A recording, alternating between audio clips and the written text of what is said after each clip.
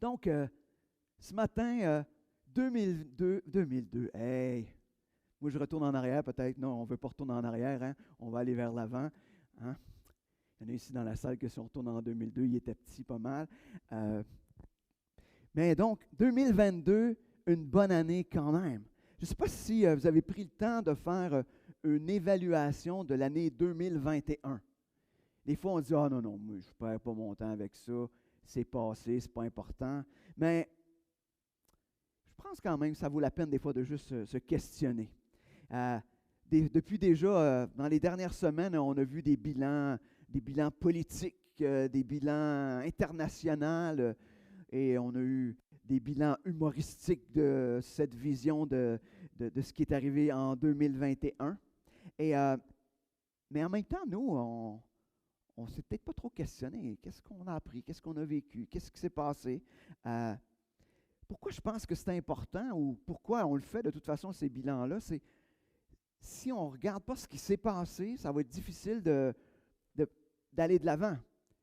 Parce que celui qui ne regarde pas ses erreurs passées va avoir tendance à les poursuivre ou à les continuer ou à refaire les mêmes erreurs. Donc, on a besoin d'apprendre de nos années ou de l'année qui vient de se terminer. Puis en même temps, on est là et on regarde avec tout ce qui se passe avec la pandémie, on se dit, on regarde 2022, on se dit, est-ce qu'on est juste en train de faire comment on appelle ça donc? Bis, hein, on répète l'année d'avant. Hein, puis on se dit, OK, 2020, après ça, 2021 s'est répété. On se dit, est-ce que 2022 s'enligne pour être une répétition de 2020 et 2021? Ça ne devrait pas être le cas. Peut-être qu'il y a des événements qui vont se ressembler, mais intérieurement, il y a des choses qui devraient être totalement différentes. Donc, moi, j'ai le goût de vous dire ce matin que 2022 sera une superbe année. Puis je mets le quand même, mais je ne devrais pas le mettre. 2022 va être une superbe année parce que ça ne dépend pas de nous, parce que ça ne dépend pas des circonstances, parce que cette année-là dépend de Dieu. Et donc, va dépendre aussi de certaines décisions qu'on va prendre concernant notre Seigneur. Donc, si on se posait juste quelques questions ce matin, pour ceux qui l'ont fait, leur bilan 2021, peut-être je vais ajouter certaines questions.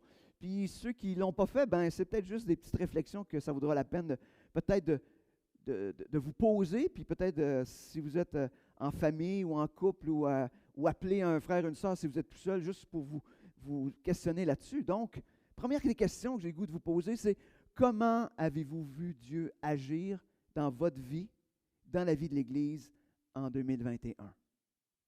Comment vous avez vu Dieu agir? Il y a peut-être des choses qui viennent rapidement, puis d'autres que vous avez peut-être besoin de réfléchir.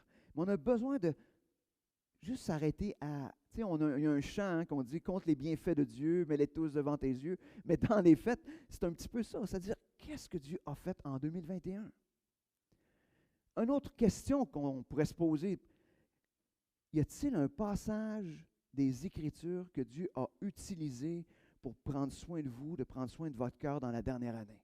Est-ce qu'il y a un passage qui est revenu continuellement à votre pensée, continuellement, c'est revenu, Dieu l'a utilisé peut-être à plusieurs reprises dans l'année, juste pour vous encourager? Une autre question, y a-t-il un sermon, un livre ou une personne qui vous a parlé d'une vérité qui a eu un impact majeur dans votre vie? Est-ce que quelque chose, vous dites, ça a fait vraiment été un tournant dans ma vie, ce que j'ai entendu? Est-ce que Dieu s'est servi d'une autre personne de différentes manières pour me toucher, pour me montrer quelque chose que je n'avais peut-être pas vu? Où avez-vous vu Dieu vous utiliser ou utiliser vos dons pour servir les autres? Comment vous avez vu Dieu vous utiliser dans l'année pour vous mettre au service des autres?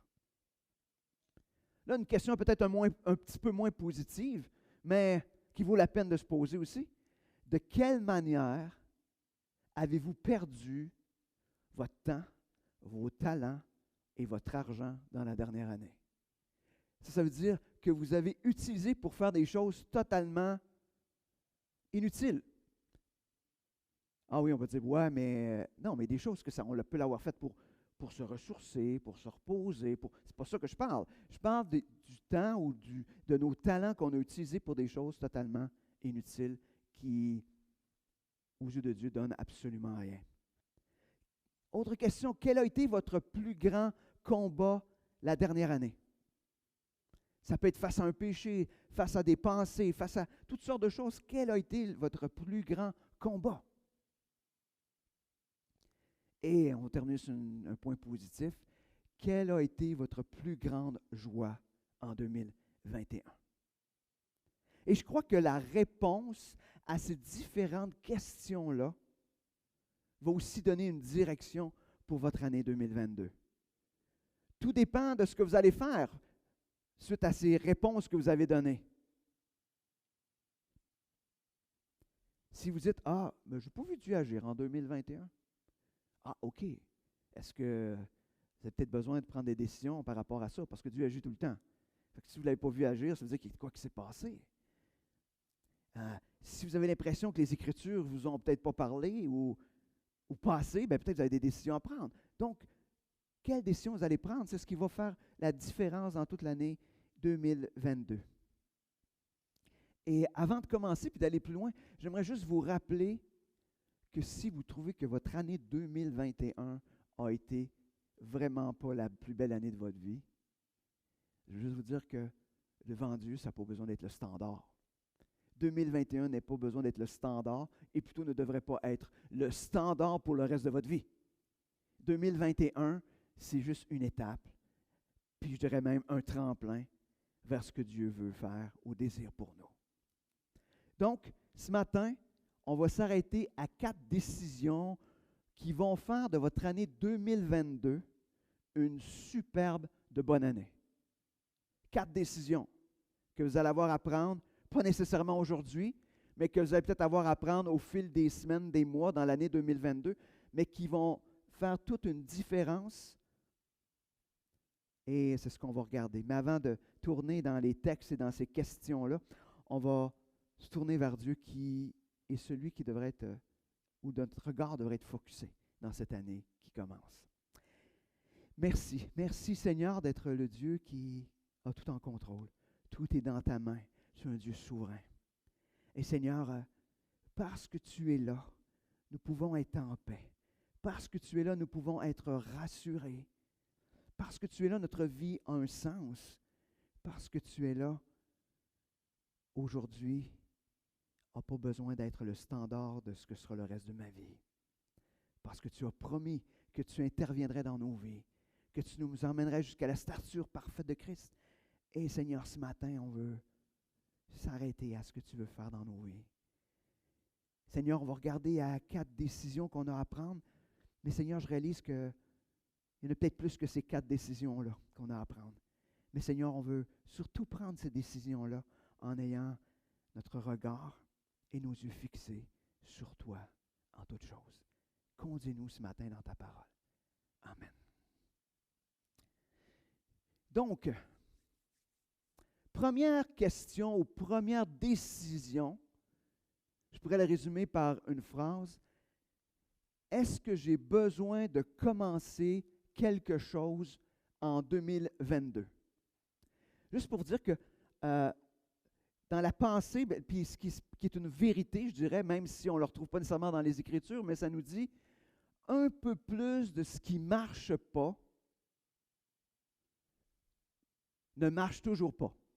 Hein, on a tendance dans la folie humaine, je fais ça de même, puis je vais continuer à faire ça de même si ça ne marche pas. On se dit, je vais en faire un petit peu plus de la même affaire, puis on se dit, ça va finir par marcher. Il y a un moment donné où ce que la sagesse humaine devrait nous dire, regarde, ça fait 2-3 fois que tu essaies, ça ne marche pas, essaye d'autres choses, n'importe quoi d'autre. Donc, des fois, on a besoin de commencer quelque chose de différent, de nouveau. Je suis convaincu que souvent, on est déçu de l'année parce qu'on n'a pas décidé de faire, des fois, le premier pas vers ce que Dieu nous mettait à cœur. Hein, on voit plein de récits dans l'Ancien Testament. On pense juste à Moïse. Il a fallu qu'il commence à mettre le pied dans l'eau pour que ça se trouve. La même chose quand ils ont traversé avec Josué, puis ils ont traversé pour aller dans la terre promise. Il a fallu qu'ils mettent les pieds dans l'eau pour que ça rouvre. Donc, il a fallu qu'il se passe quelque chose, donc de décider de commencer. Mais pour décider de commencer, il faut commencer par faire confiance en Dieu. Mais Dieu qui pointe, qui nous dirige vers l'avant. Alors, si on n'est pas content de ce qui s'est passé ou de ce qui se passe dans notre vie, ben, Dieu nous appelle à commencer quelque chose, faire quelque chose de nouveau. Éphésiens 4, versets 22 à 24 nous dit, « Cela consiste à vous débarrasser de votre ancienne manière de vivre, celle de l'homme que vous étiez autrefois et qui se corrompait en suivant ses désirs trompeurs, à être renouvelé quant à votre esprit et votre intelligence, et à vous revêtir de l'homme nouveau, créé conformément à la pensée de Dieu, pour être juste et saint conformément à la vérité. » Ce texte nous rappelle que comme enfants de Dieu, nous devons faire des choses nouvelles, ou arrêter de faire ce que nous faisions avant, ce qui nous emmenait à être loin de Dieu. Il faut arrêter de faire ces choses-là et il faut commencer à faire des choses différentes. Et c'est intéressant parce qu'il dit être renouvelé dans votre esprit, votre intelligence. Il y a comme quelque chose de graduel. Ce n'est pas quelque chose qui se fait instantanément. Mais donc, il y a un commencement, il y a un premier pas, il y a un premier geste que Dieu nous appelle à faire. Et Dieu poursuit l'œuvre qui a commencé en nous pour nous emmener jusqu'à la stature parfaite de Christ. Ce serait le fun de pouvoir faire les choses instantanément. Hein? Ça me fait rire, hein? Il y a plein de petites vidéos où on voit les gens qui ils sont d'une manière, puis clac, ils sont comme transformés, mais ça n'arrive pas. C'est pas ça la vraie vie. La vraie vie, ça se passe graduellement. Et le problème, des fois, c'est qu'on ne fait pas le premier pas parce qu'on aimerait être rendu. On aimerait que ça soit terminé. Fait qu'on se dit, moi, je ne ferai pas de premier pas si ce premier pas ne m'emmène pas à la destination. Mais c'est tellement contraire à la réalité de ce que Dieu veut faire dans nos vies. Si ce matin, on se demandait, qu'est-ce que je dois commencer à faire pour aller dans la direction d'une vie qui est de plus en plus semblable à ce que Christ veut pour nous. Une vie qui va valoir la peine d'être racontée parce que Dieu sera intervenu dans cette vie-là. Est-ce qu'on a besoin de commencer à avoir une relation de plus grande intimité avec Dieu? Vous avez vu, je n'ai pas mis prière et lecture de la parole, mais j'ai mis intimité avec Dieu parce que c'est ça le sens de la prière et de la lecture de la parole. Est-ce qu'il faut faire un premier pas? Pas par, est-ce qu'il faut juste commencer à ouvrir notre Bible, puis commencer un petit plan de lecture? Aujourd'hui, avec toute la technologie, hein, on peut ouvrir l'application avec YouVersion. Il y a des centaines et des centaines de plans de lecture. Puis ils ne sont pas tous des longs plans, des fois c'est des petites choses simples, mais peut-être qu'il faut juste commencer. Puis à dire, je vais toujours avoir un plan dans l'année. C'est un départ. C'est quoi ce premier-là, peut-être pas, que vous avez à faire? Est-ce que c'est aussi de dire, Seigneur, je veux prendre un peu de temps avec toi dans la prière. Seigneur, je suis prêt à faire le premier pas de te donner 5 minutes en prière par jour, peut-être. Vous allez dire, c'est ridicule, peut-être. Non. Laissons Dieu faire l'œuvre avec ces 5 minutes-là. Laissons voir comment il va le transformer. Mais quel est le premier pas? Est-ce qu'il y a un geste d'obéissance que Dieu te demande à faire, qui te demande peut-être depuis longtemps de dire, « Hey, il faut que tu t'engages, il faut que tu fasses ce premier pas-là » et dire, « OK, j'y vais. J'arrête de résister. » Est-ce qu'un premier pas que le Seigneur te demande à faire, qui est de commencer à mettre ton don au service des autres? Est-ce que c'est ça? Est-ce qu'il y a un premier pas que le Seigneur te demande peut-être de faire dans l'investissement de ton temps pour lui, de tes talents, de ton argent pour Dieu? Y a-t-il quelque chose que Dieu te demande, un pas qu'il te demande de faire, un pas de plus, ou un premier pas, hein, parce qu'on parle de commencer quelque chose? Est-ce que Dieu t'appelle ce matin à commencer quelque chose? Puis, gardez la question pour toute l'année, parce que c'est peut-être pas aujourd'hui, mais c'est peut-être dans un mois que Dieu va mettre de quoi devant toi, puis il va dire, go, je t'appelle à obéir à cette chose-là que je mets devant toi. Deuxième question qu'on doit répondre en commençant 2022 et puis tout au long de l'année. Probablement une des décisions que depuis 2 ans, Dieu nous challenge là-dessus. Cette décision-là est une décision d'arrêter. Y a-t-il des choses en 2022 que tu as besoin d'arrêter? Puis des fois, hein, ça vient, tu sais, des fois on a des décisions à prendre. Hein? Je ne sais pas comment vous êtes dans vos prises de décision, tu sais, mais des fois on est impulsif. Tu sais, c'est comme on s'arrête une fois qu'on l'a acheté, tu sais, ou on est. Tu sais, mais est-ce que Dieu te demande de t'arrêter puis de réfléchir à ce qui est devant toi? Mais est-ce qu'il y a des choses que tu devrais plutôt penser, ce que je veux qu'on mette l'emphase ce matin, c'est, y a-t-il quelque chose qu'il faut que tu arrêtes qui va te permettre de te rapprocher de Dieu? Hébreux 12, versets 1 et 2, un texte que j'aime beaucoup. C'est pourquoi nous aussi, qui sommes entourés d'une si grande nuée de témoins, débarrassons-nous de tout fardeau et du péché qui nous cerne si facilement de tous côtés et courons avec endurance l'épreuve qui nous est proposée. Gardons les yeux fixés sur Jésus, qui nous a ouvert le chemin de la foi et qui la porte à la perfection. Parce qu'il avait en vue la joie qui lui était réservée, il a enduré la mort sur la croix, en méprisant la honte attachée à un tel supplice, et désormais il siège à la droite du trône de Dieu. L'image qui est utilisée ici est forte. C'est une image qui nous oblige à s'arrêter. Parce qu'il dit tout d'abord, regarde les témoins. Il dit, vous qui êtes entourés d'une si grande nuée de témoins. Ces témoins, c'étaient ceux qui, dans l'Ancien Testament, avaient combattu pour la foi, qui n'avaient pas vu l'accomplissement de la promesse qui était la venue de Jésus, mais qui avaient combattu, qui avaient tenu ferme. Mais là, il est en train de dire, regardez, arrêtez-vous et regardez ces combattants de la foi. Regardez ces hommes, ces femmes qui ont accepté de payer le prix pour l'Évangile. Arrêtez-vous. Ces hommes, ces femmes avaient fait confiance à Dieu au point d'être prêts à tout perdre. Est-ce qu'on est prêt à s'arrêter? Après ça, il dit, débarrassons-nous de tout fardeau et du péché. Et là, encore une fois, c'est un appel à s'arrêter. Je ne sais pas si vous avez essayé d'enlever votre linge en courant. Là.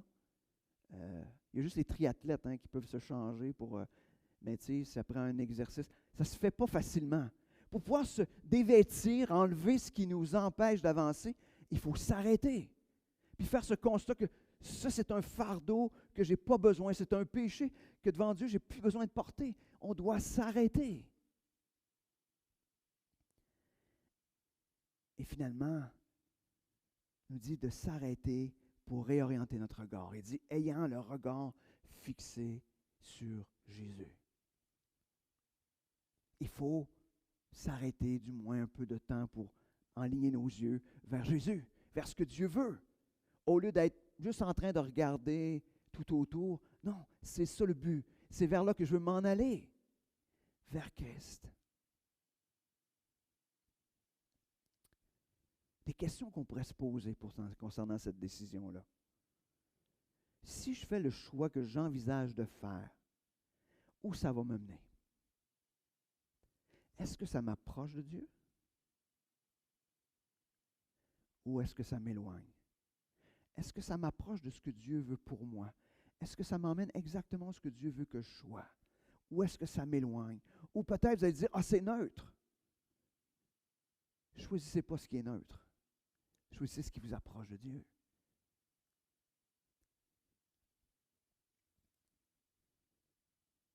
La question peut-être qu'on a besoin de se poser, c'est aussi, qu'est-ce que je peux arrêter maintenant pour me rapprocher de ce que Dieu veut pour moi?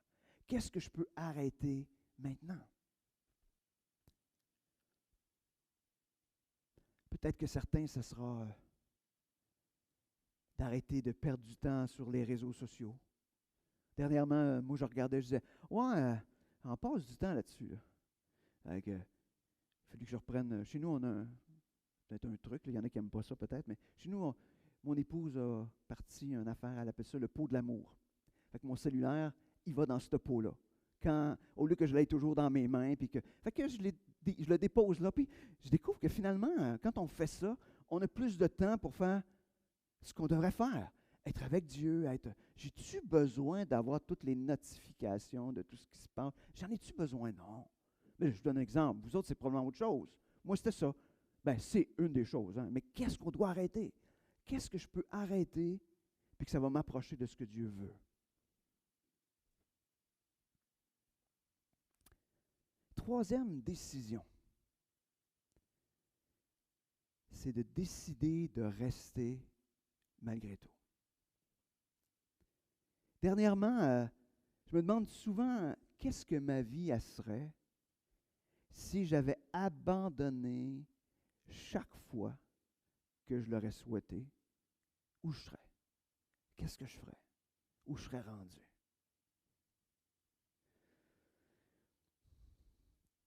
Je dirais souvent ce que je réalise avec le temps, c'est la décision la plus courageuse, la décision la plus gratifiante, la meilleure décision des fois qu'on peut prendre, c'est de garder le cap, de rester exactement où on est.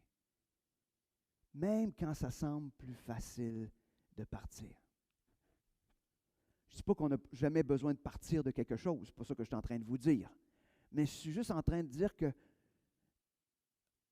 souvent la bonne décision, c'est de rester. Puis la question qu'on peut se poser, c'est est-ce que je choisis de partir ou d'abandonner parce que c'est la bonne chose à faire ou parce que c'est ce qui est le plus facile? Est-ce que si j'abandonne, c'est parce que c'est plus facile ou parce que c'est la bonne chose à faire? Hein? Moi, je dirais ça, c'est une question qui me hante tout le temps. Hein? Ça fait partie de ce que je suis. Mais qu'est-ce qui est le plus facile? Des fois, on est là. C'est bien plus facile de faire ça de même.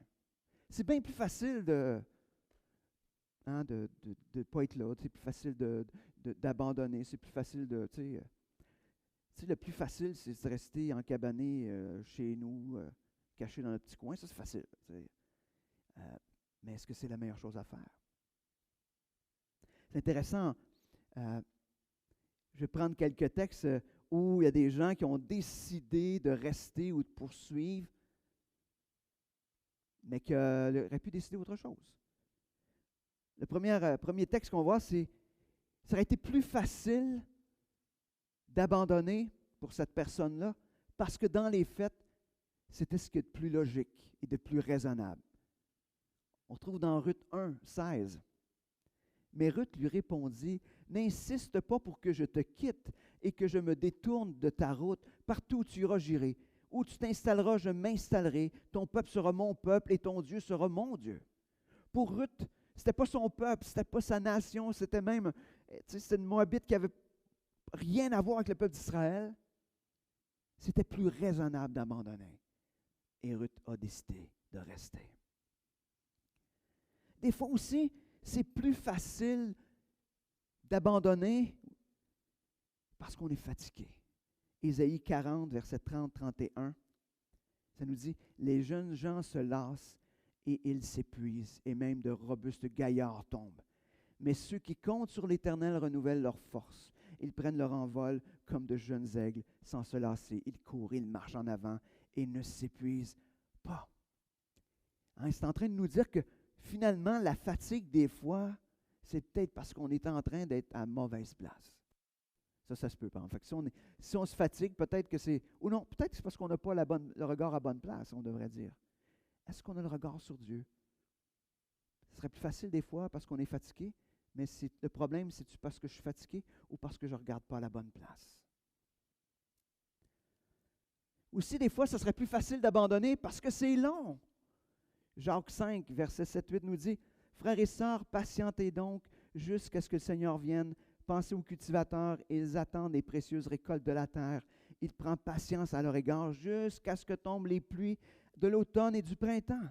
Vous aussi prenez patience. Soyez pleins de courage, car le venu du Seigneur est proche. »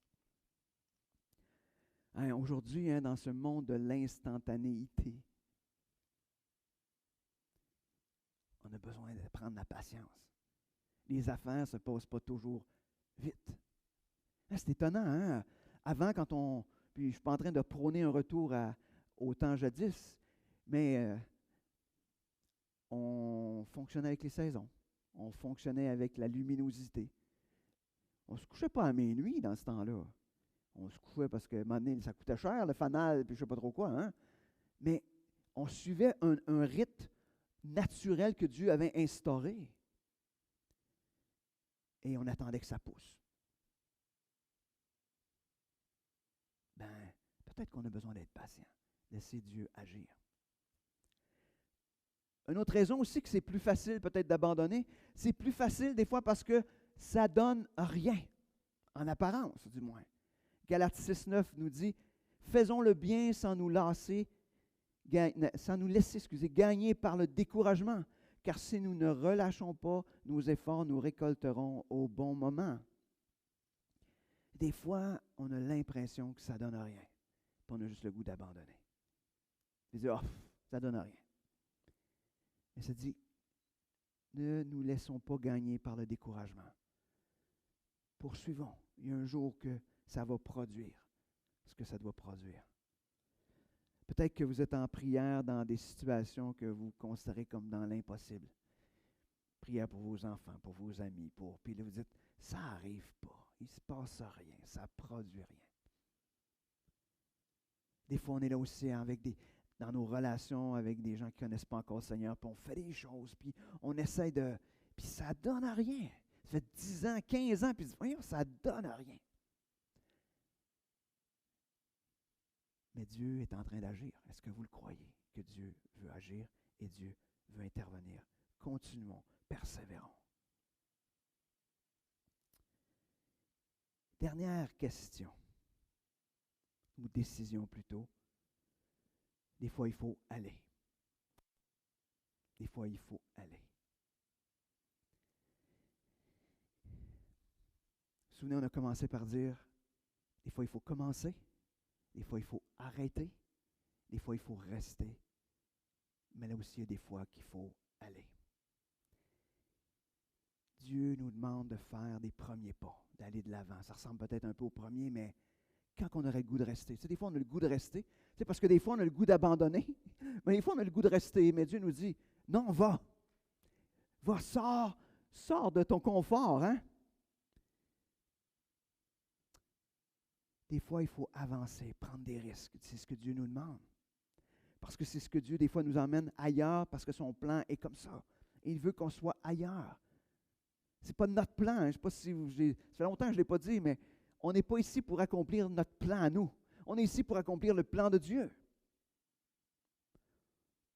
Des fois, on peut être appelé à sortir de notre sécurité. Puis je crois que c'est le combat qu'on a à vivre le plus peut-être en ce moment. Et Genèse 12 nous parle d'un homme qui était appelé à quitter son confort. Il nous parle d'Abraham. Genèse 12, versets 1 à 4. L'Éternel dit à Abraham, « Va, quitte ton pays, ta famille et la maison de ton père, pour te rendre dans le pays que je t'indiquerai. Je ferai de toi l'ancêtre d'un grand peuple, je te bénirai. Je ferai de toi un personnage renommé, tu deviendras une source de bénédiction pour d'autres. Je bénirai ceux qui te béniront et je maudirai ceux qui t'outrageront.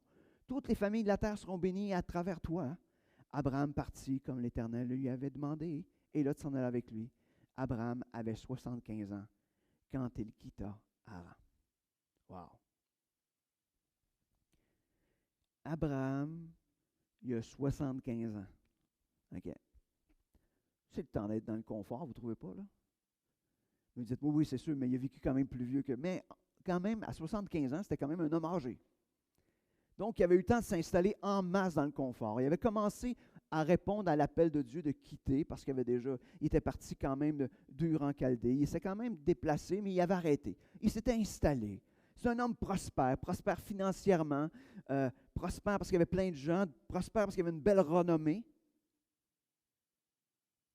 Il n'y a aucune espèce de raison humaine là, qui pousse ce gars-là à s'en aller. Aucune espèce de raison qui l'emmènerait à quitter son confort. Mais Dieu lui dit, quitte, puis obéis. Abraham ne pose pas de questions. Il fait simplement confiance à la promesse de Dieu.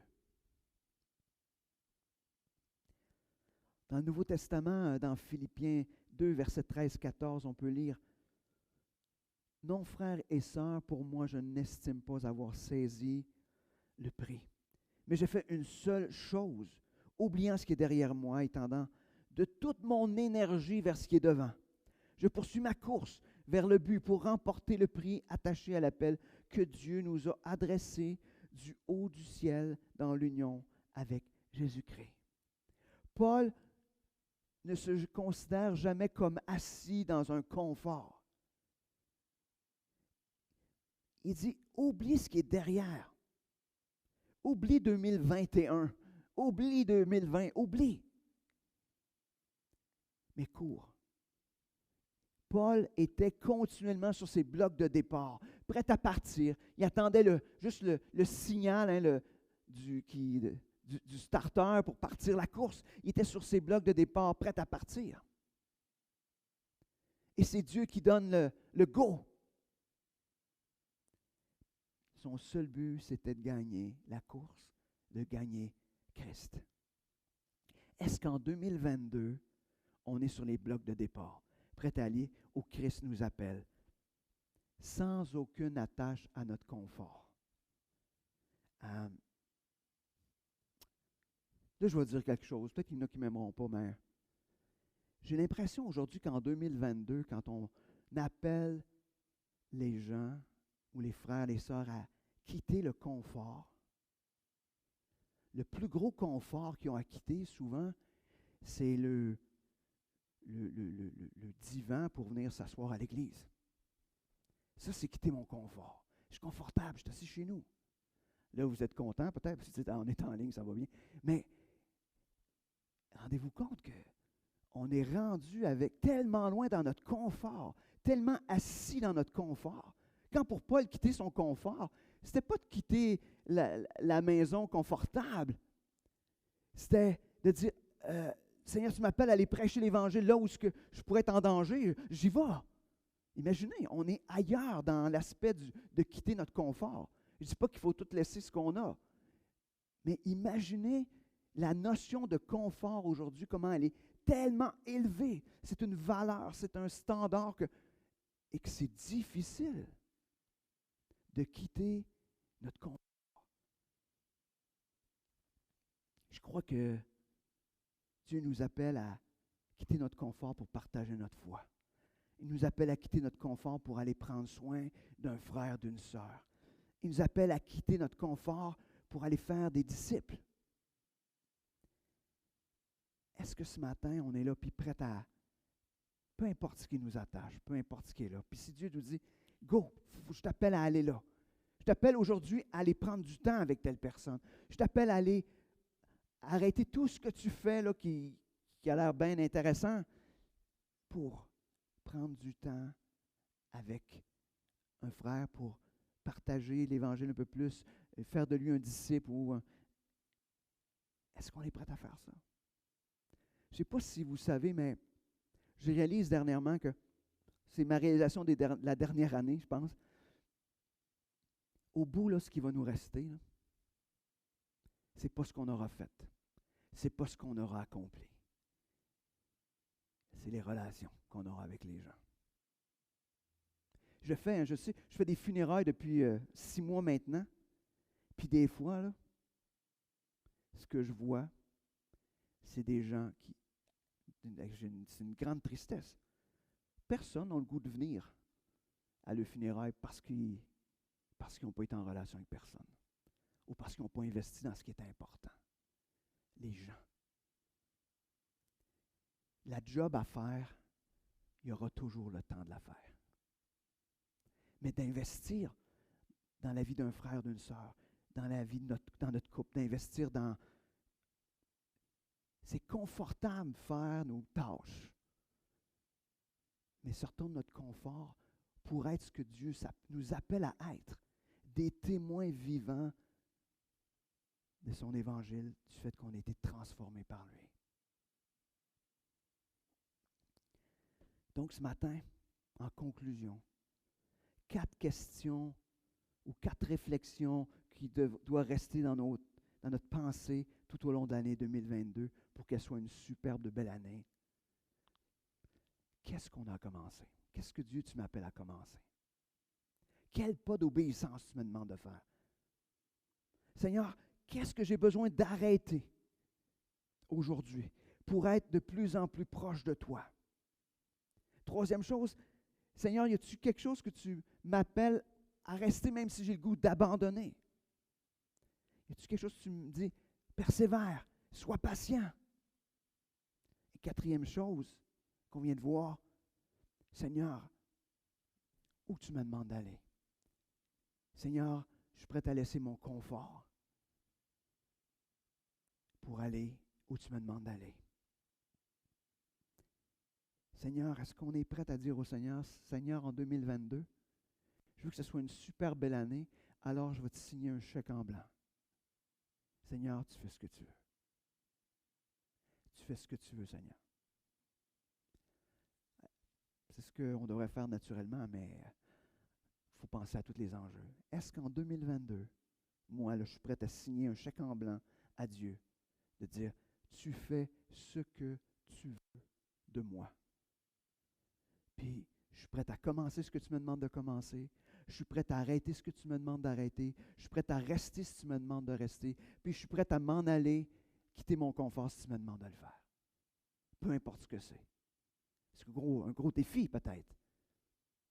Mais je crois que c'est la réponse positive qu'on aura à ces questions-là qui feront de l'année 2022 une année qui dépasse toutes les autres années. Puis une superbe de belle année. Alors, prions. Seigneur Dieu, ce matin, la question fondamentale, c'est est-ce que je suis prête à te faire assez confiance ce matin pour signer un chèque en blanc? Afin, Seigneur, que tu puisses utiliser ma vie, m'utiliser moi, utiliser ma famille, utiliser mes biens, utiliser mes dons, utiliser tout ce que je suis, tout ce que j'ai, Seigneur, pour que tu puisses être glorifié. Seigneur, peu importe, Seigneur, je suis prêt à commencer, je suis prêt à arrêter, je suis prêt à rester, je suis prêt à aller, Seigneur. Parce que, Seigneur, je te fais confiance. Comme Abraham, je te fais confiance. Je suis prêt à tout te laisser, je suis prêt à juste regarder à toi. Ah oui, Seigneur, c'est le désir de mon cœur, c'est le désir de mon cœur pour les frères et les sœurs de cette assemblée, Seigneur. Que l'on puisse, ce matin, être prêt à signer ce chèque en blanc pour toi. Merci, Seigneur, et garde nos cœurs tout au long de l'année avec ces questions-là, qu'on puisse être continuellement interpellés avec ces questions-là. Merci, Seigneur.